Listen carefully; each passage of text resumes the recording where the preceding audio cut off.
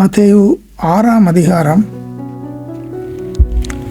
33வது வசனம் இவ்வண்ணமாய் சொல்லுகிறது. முதலாவது தேவனுடைய ராஜ்யத்தையும் அவருடைய நீதியையும் தேடுங்கள், அப்பொழுது இவைகளெல்லாம் உங்களுக்கு கூட கொடுக்கப்படும்.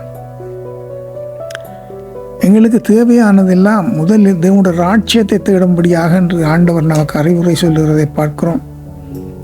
அதுக்கு மேல் வசனத்தில் பார்க்கிறோம், இவைகளை எல்லாம் அஞ்ஞானிகள் நாடி தேடித்திருக்கிறார்கள், இவைகளெல்லாம் உங்களுக்கு வேண்டியவைகள் என்று உங்கள் பரமபிதா அறிந்திருக்கிறார்.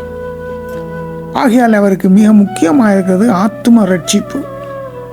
ஆத்தும ரட்சிப்பு மிகவும் முக்கியமாக இருக்கிறபடியாகத்தான் முதலில் தேவனுடைய ராஜ்யத்தை தேடும்படி சொல்லுகிறார்.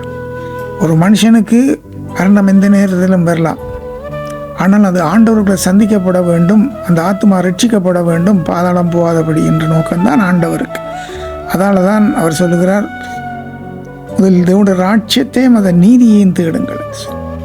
அடுத்தது எபேசியர் 1ஆம் அதிகாரத்திலே 3வது வசனத்தில் பார்க்கிறோம், நம்முடைய கர்த்தராகிய இயேசு கிறிஸ்துவின் பிதாவாகிய தேவனி ஸ்தோத்திரம், அவர் கிறிஸ்துவுக்குள் உன்னதங்களிலே ஆவிக்குரிய சகல ஆசீர்வாதங்களிலான நம்மை ஆசீர்வதித்திருக்கிறார். ஆவிக்குரிய ஆசீர்வாதங்கள், உன்னதத்துக்குரிய பரலோகத்துக்குரிய ஆசீர்வாதங்கள்னால நம்மை ஆசீர்வதித்திருக்கிறார். அவர் ஏற்றுக்கொண்டு ரட்சிக்கப்பட்டு நாங்கள் அவரை கீழ்ப்படிந்து மனம் திரும்பி இவரை சொந்த ரட்சகராக ஏற்றுக்கொள்ளும் பொழுது எங்களுக்கு கிடைக்கிறது முதல் ஆசீர்வாதம் பூமிக்குரிய ஆசீர்வாதம் அல்ல, சரத்துக்குரிய ஆசீர்வாதம் அல்ல, உன்னதத்துக்குரிய ஆசீர்வாதம். அப்போ ஆண்டவர் இதை மேன்மைப்படுத்துகிறார். நித்திய ராட்சியம் நித்திய ஜீவனை குறித்து அங்கு சொல்றதை பார்க்கிறோம். ஆகையால வேதம் சொல்லுது, நீதிமொழிகள் 19ஆம் அதிகாரத்தில் நீங்கள் பார்ப்பீர்களாயிருந்தால் ஆத்துமா அறிவில்லாது இருப்பது நல்லதல்ல என்று நமக்கு சொல்லும். ஆத்துமாவை குறித்து நாங்கள் பார்க்கிறோம். ஆத்துமா ரட்சிக்கப்பட வேண்டும், பாதாளத்திலிருந்து விடுதலையாக்கப்பட வேண்டும். இதற்காகவே ஆண்டவர் இயேசு இந்த உலகத்துக்கு வந்தார்.